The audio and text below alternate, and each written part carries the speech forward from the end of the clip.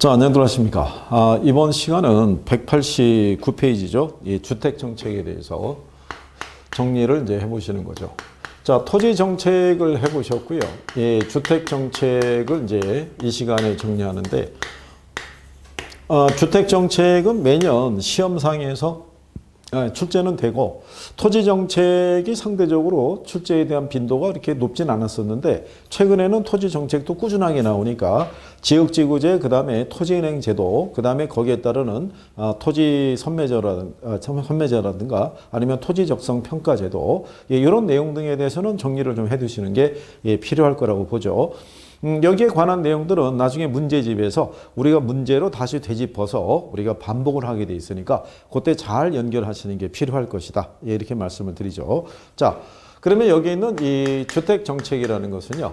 앞에서 우리는 여러 가지 이제 주택 문제가 있다라고 또 배우셨었어요. 양적인 문제도 있고 질적인 문제도 있더라. 그래서 이제 그런 문제를 해결하기 위해서 누가 개입하냐면 정부가 개입을 하는 경우죠.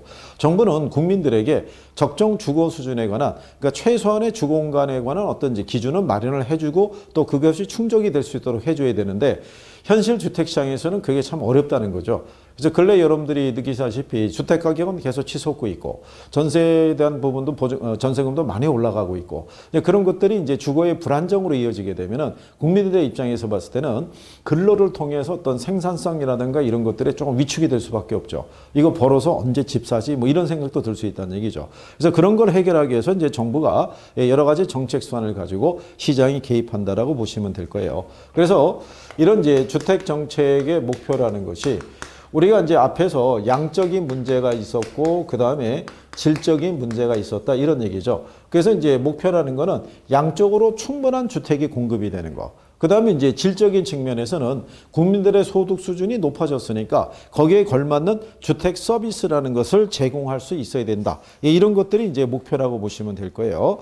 그래서 이제 이 주택 정책의 내용을 보시게 되면은 이런 문제를 해결하기 위해서 이제 두 가지 관점에서 접근이 이루어지는데요. 첫 번째가 이제 공급 측면이죠. 예. 그래서 이제 공급을 확대하는 측면이 있고요. 예. 수요 측면에서는 이거를 향상을 시켜주는 게 제일 좋은 방법이죠. 예.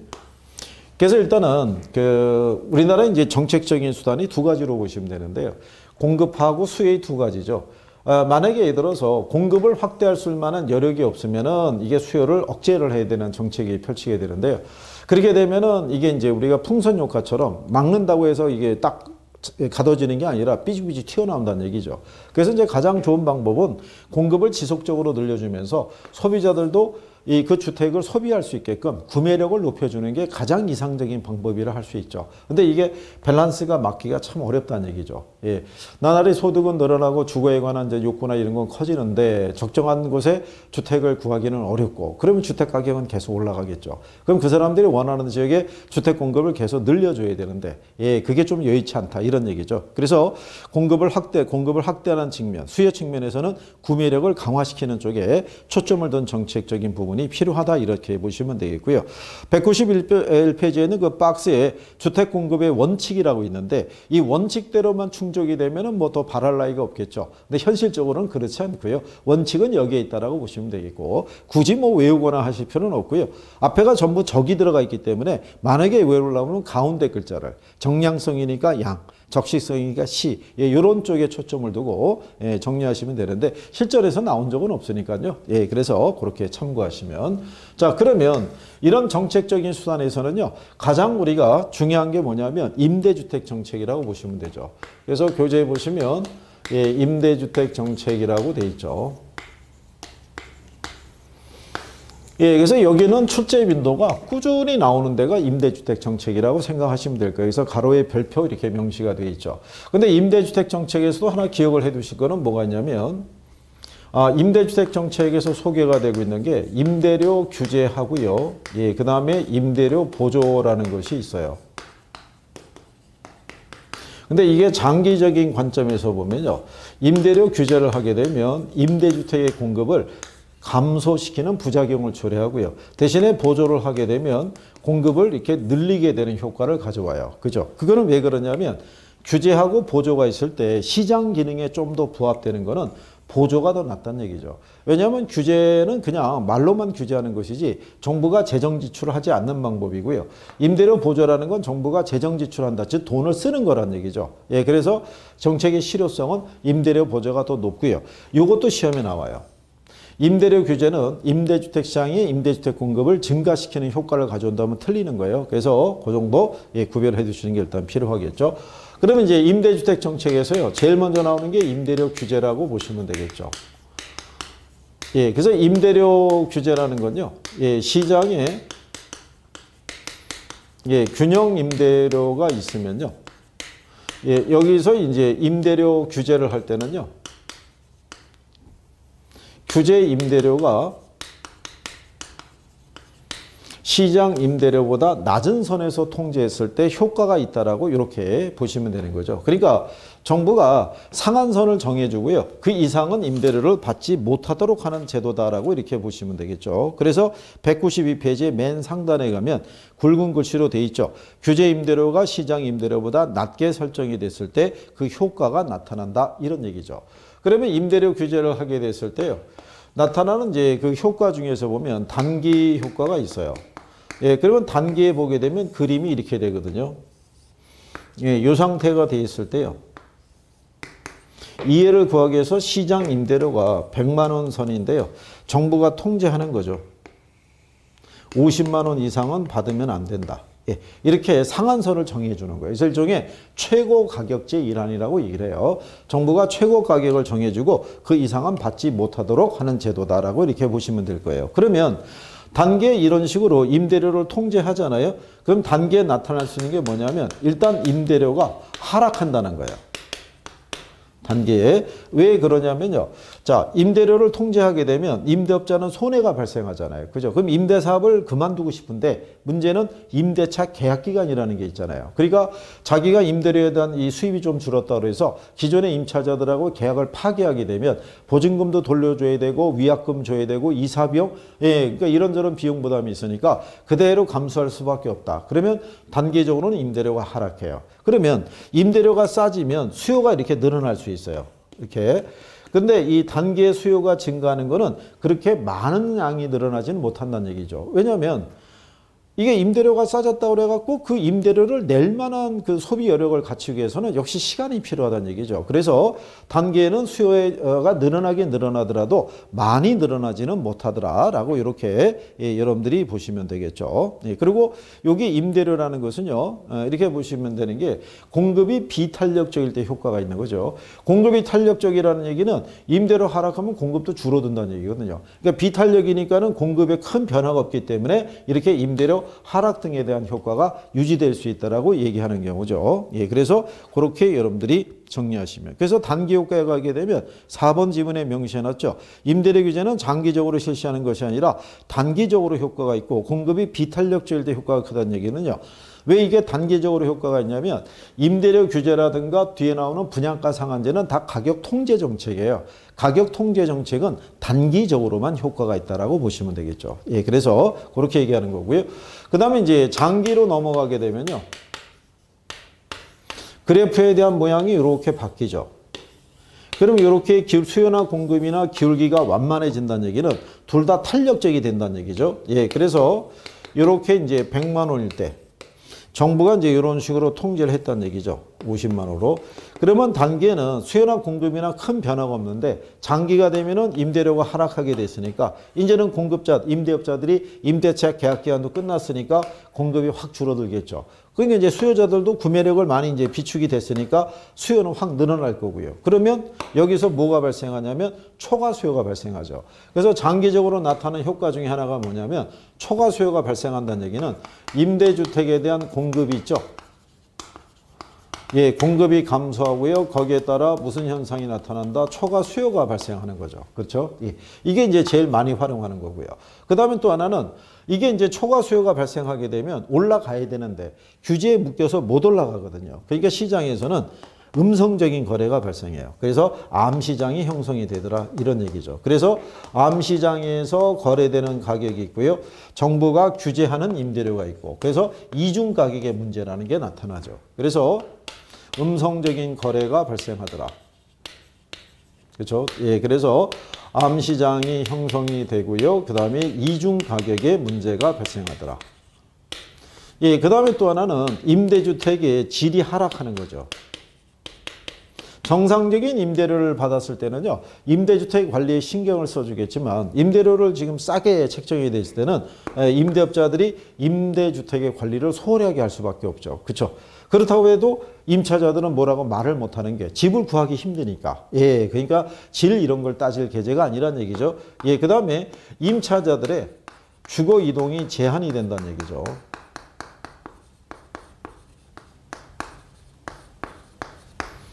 왜냐하면 현재 이 규제 임대료에서 50만 원의 임대를 살고 있는데 직장 관계상 원거리로 만약에 발령을 받게 되면 출퇴근하기 힘드니까 글로 이사를 가려고 그러는데 이사 가더라도 집 구하기 힘든 거예요. 암시장에서도 거래가 안 되고. 그러면 어쩔 수 없이 혼자서 원거리를 출퇴근해야 되는 그런 문제가 발생한다는 얘기죠. 그래서 주거이동이 제한이 되는 이런 문제가 발생하더라.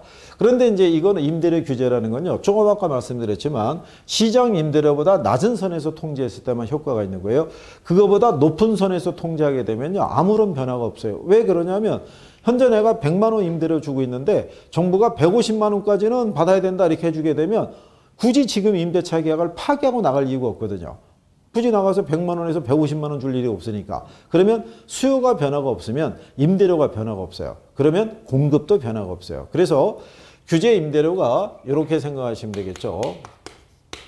규제 임대료가 시장 임대료보다 높은 이렇게 결정을 하게 되면 이런 변화가 안 나타난다는 얘기예요.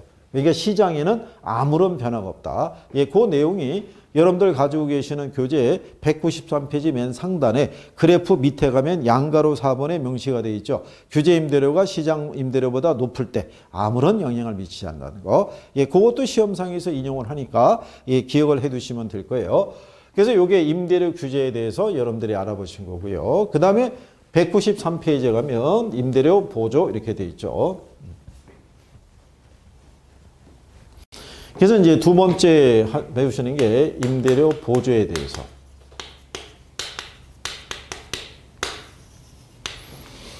그리고 이제 이거 뭐 이런 정도 정책적인 부분까지 오시게 되면은 그렇죠? 예, 2021년 들어가지고 이제 새롭게 공부를 쭉 이제 진행을 하셔서 아마 이 파트 정도까지 오셨을 텐데 그러면 아마 여러 가지가 이제 있을 거예요. 하다가 보면은 아이고 이거 진짜 어렵다 뭐 이렇게 느끼는 게 있고 무슨 말인지 모르겠다 이런 분도 있고 조금 하면은 이제 또 될 것 같기도 하고 뭐 길이 보이는 것도 해 뭐 이게 여러 다양한 이제 이런 이제 생각이 드실 거예요. 그죠?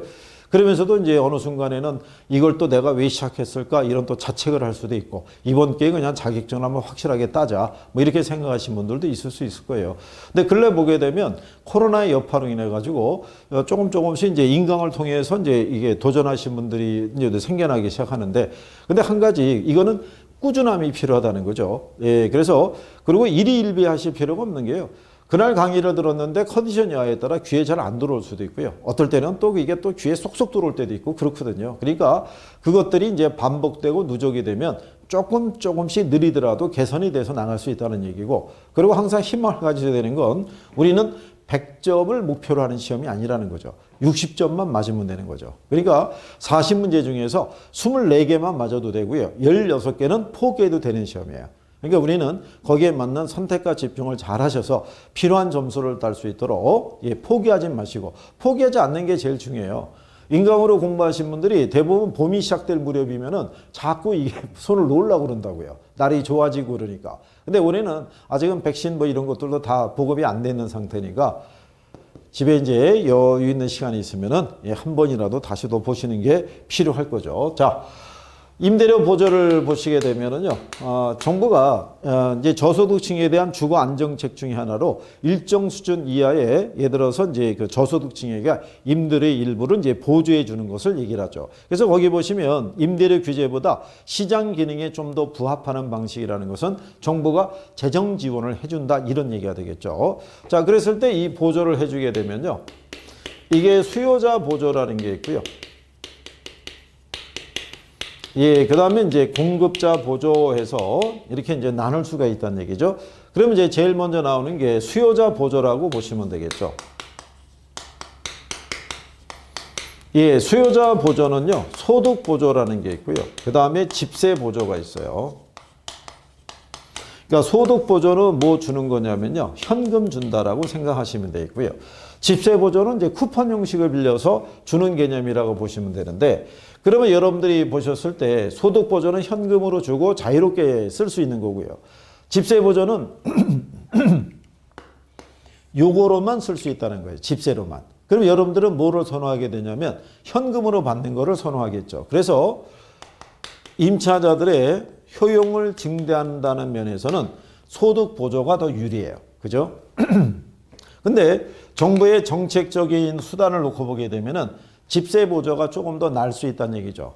정부가 공적 자금을 들여가지고 임대주택을 시장에 공급했는데 만약에 미분양 등 같은 것들이 발생하게 되면 그러면 또 정책상의 어려움이 있겠죠. 그래서 임대주택의 소비를 늘린다는 측면에서는 집세 보조가 좀 날 수 있다는 얘기죠. 이거는 사용처가 집세로만 사용하게끔 정해져 있다는 얘기죠. 그래서 정책 측면에서 놓고 보게 되면은 집세 보조가 좀 더 유리할 수 있다 이런 얘기죠.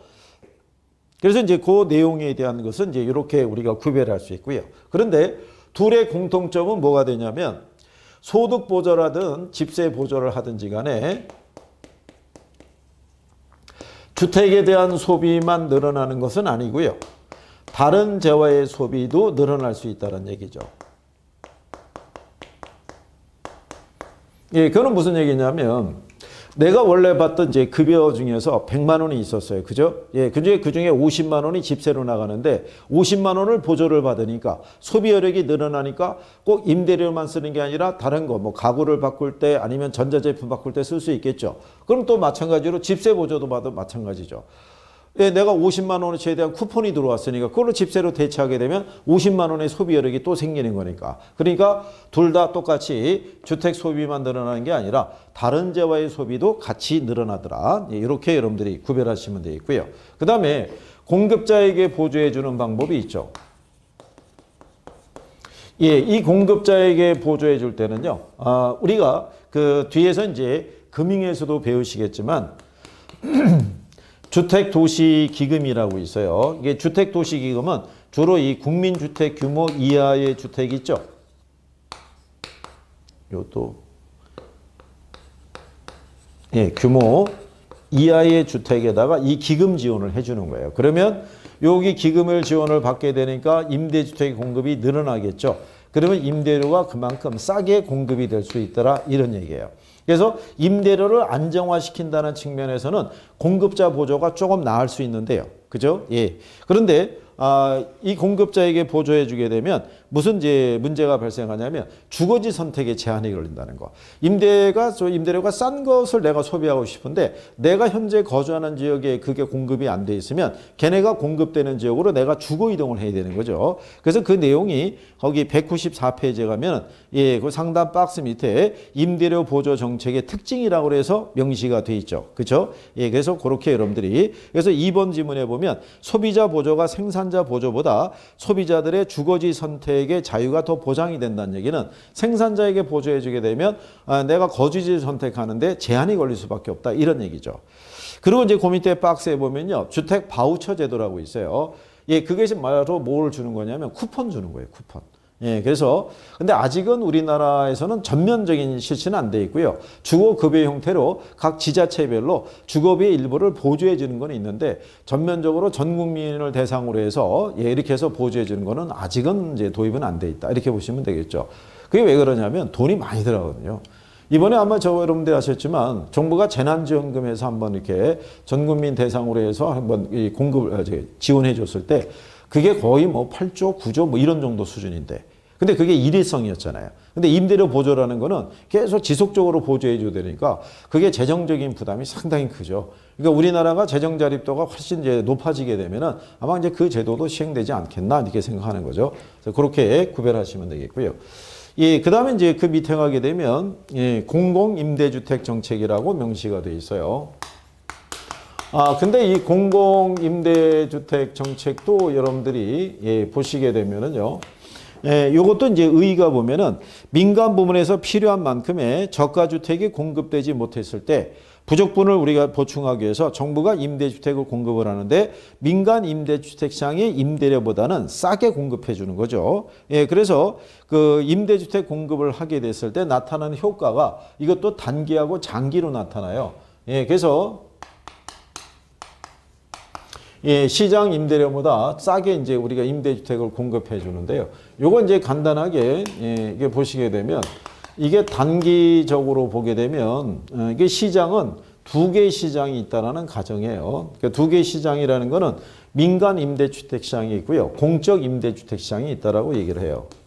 그러면 이제 이렇게 우리가 명시를 했을 때요. 여기가 이제 사적 시장이라고도 얘기를 하고요. 이걸 민간 임대주택 시장이라고도 얘기를 해요. 예, 그리고 여기가 공적 임대주택 시장이다. 자, 그랬을 때 여기에 이렇게 임대료가 100만 원 수준의 공급이 되고 있고요. 여기 한 1000채 정도가 이렇게 있었어요. 자, 그런데 공적인 임대주택 시장에서요. 임대주택이 공급이 되는데요. 한 200채 공급이 된다라고 가정하자고요. 근데 임대료가 50만 원 수준이에요. 그러면 사적 시장보다는 공적 시장의 임대료가 훨씬 싸잖아요. 그러면 단기적으로 사적 시장이 이렇게 수요가 줄어든다는 얘기예요. 수요가 이렇게 해서 감소를 하게 되니까, 그죠? 예. 줄어들게 되니까는 임대료가 어떻게 돼요? 여기가 이렇게 하락하게 돼요. 그죠? 예. 그러면 여기서 줄어든 수요가 순차적으로 1로 이주한다는 얘기죠.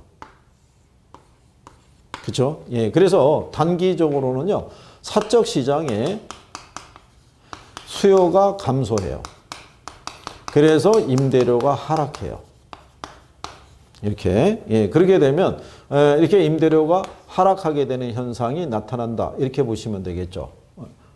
그러면 이게 이제 단기에 나타나는 현상이고요. 단기적으로 봤을 때는요.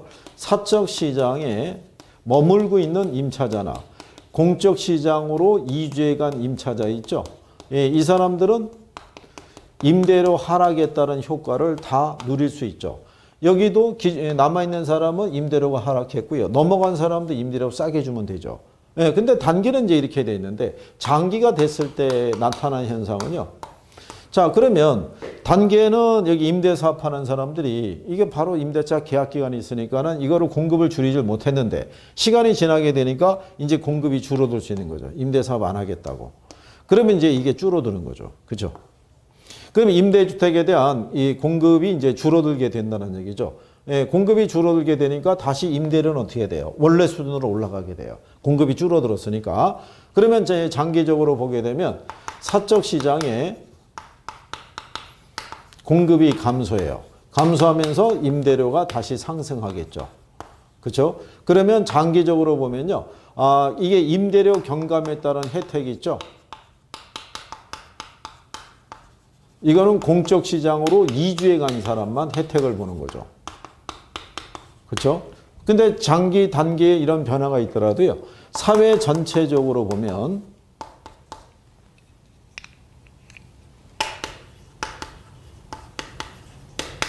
임대주택 공급량은 불변이라는 얘기죠.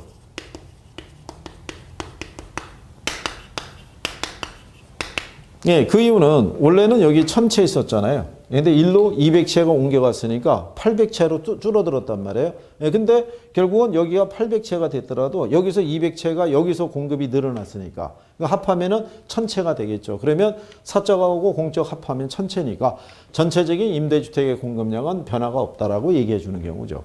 그러니까 여기에 이런 단기, 장기도요. 실전에서 나온 게 10회 이전에 나오고 그 이후로는 안 나오고 있어요. 예, 가끔 선생들이 모의고사에서 인용을 할지는 몰라도 예, 실전에서는 잘 인용은 안 되고요. 이게 왜냐하면 단기하고 장기의 변화까지도 우리가 파악을 해서 예, 문제를 풀어나가려고 그러면 시간이 조금씩 더 걸릴 수도 있다는 얘기죠. 예, 그래서 나타나는 현상이니까요. 그래서 근래는 어디서 이제 문제를 내주냐면 법령상에서. 그래서 민간 임대주택 특별법상의 임대주택이라고 명시가 돼 있죠.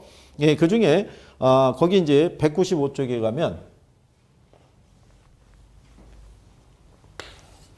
먼저 이 민간 임대주택에 관한 예, 특별법이 있어요. 그렇죠? 예, 이 법령에 의해서 보시게 되면 몇 가지를 정리하시면 되는데 그 중에 가게 되면요. 3번에 공공지원 민간 임대주택이 있어요. 근데 여기 보면 자, 다음 항목의 어느 하나에 해당하는 민간 임대주택을 몇 년 이상? 10년 이상. 그죠? 예, 그것도 기억하시고요. 공공지원 민간 임대주택이라는 거죠. 10년 이상 임대할 것. 그죠? 예. 그 용어상에서 이제 그거 예, 기억을 하시면 되겠고. 예, 그 다음에 뒤로 넘어가시게 되면 예, 지문 4번에 장기 일반 민간 임대주택이라고 있어요.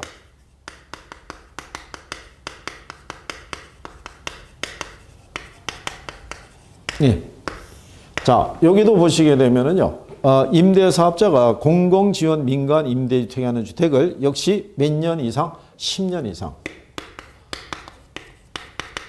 그러니까 이거를 공급하는 데는요. 정부 예를 들어서 지자체, LH공사, 각종 공사가 공급 주체라고 그러면 여기는 그거 외에 민간 임대 사업자예요. 근데 이게 10년인데 특히 아마 얘를 조금 더 얘는 시험에 나왔었거든요. 그래서 원래 장기 일반 민간 임대주택이요. 이게 원래 10년이었어요. 10년이었다가 법이 개정이 돼서 8년으로 바뀌었을 때 시험에 나왔어요.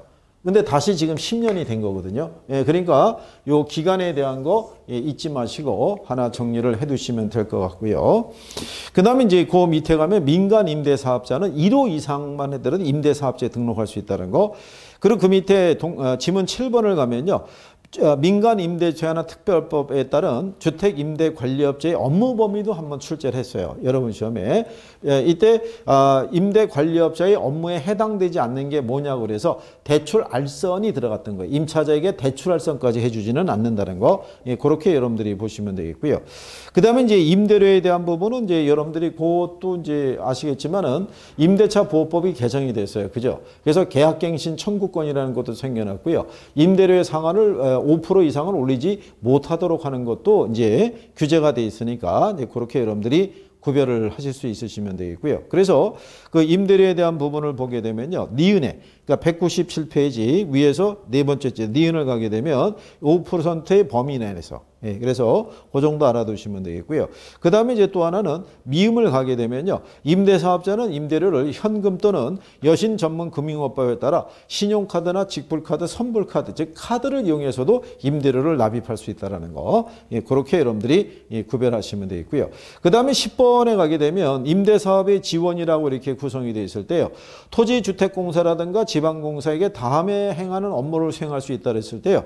거기 보면은 임차인의 모집 선정 및 명도 퇴거 지원 이런 것도 다 가능한 이유가 뭐냐면 여러분들이 아시다시피 LH공사에서 공급하는 LH주택 아시죠? 예, 공공임대주택이니까 여기서도 임차자 모집하고 임대료 받고 안 되면 또 이렇게 정리도 하고 이런 업무도 같이 수행한다는 거. 예, 그런 차원에서 정리하시면 되겠고요. 그 다음에 그 밑에 가면 양가로 4번에 요거는 이제 공공임대주택에 관한 특별법이죠. 예. 작년 시험은 여기서 이제 명시가 된 거예요. 그죠? 예. 그래서 거기 가면은 이제 영구임대주택이 있고요. 그 다음에 국민임대주택이라는 것도 있고요. 장기전세주택이라는 것도 있고요. 그 다음에 행복주택 뭐 이런 것도 있고요. 예, 그거 외에 이제 정부가 매입 임대주택이라는 것도 있고요. 그죠? 예, 매입을 해서 싸게 우리가 세를 주는 그런 방법이 있는데 여기서 영구 임대는 예를 들어서 50년 있죠. 예, 이렇게. 예, 임대를 주는 거를 이제 기준으로 하게 돼 있고 장기 전세가 예전에는 문제로 나왔던 거예요. 근데 이제 이 행복주택의 특징이 뭐냐면 요거는 신혼부부라든가 예를 들어서 젊은 세대 있죠. 사회초년생 얘네들에게 우선적으로 공급해 주는 주택을 얘기하는 거예요. 그래서 이 성격 정도는 구별하는 게 필요하다는 얘기죠. 그래서 거기 명시해놨죠. 영구 임대주택은 자 50년 이상 또는 영구적인 임대를 목적으로 공급하는 주택이고요. 국민 임대주택이라고 해서 주택도시기금이라고 나오죠. 마지막 줄에 197페이지에. 그래서 국민주택 이하의 주택에 대해서는 주택도시기금의 지원을 받아서 30년 이상 예, 그 다음에 거기에 행복주택에 대한 거는요, 대학생, 사회초년생, 신혼부부, 젊은 층에 대한 주거 안정을 목적으로 지원하는 주택. 그 다음에 장기전세는 20년인데, 여러분 시험에 30년으로 한번 틀리게 나온 적도 있어요. 그죠?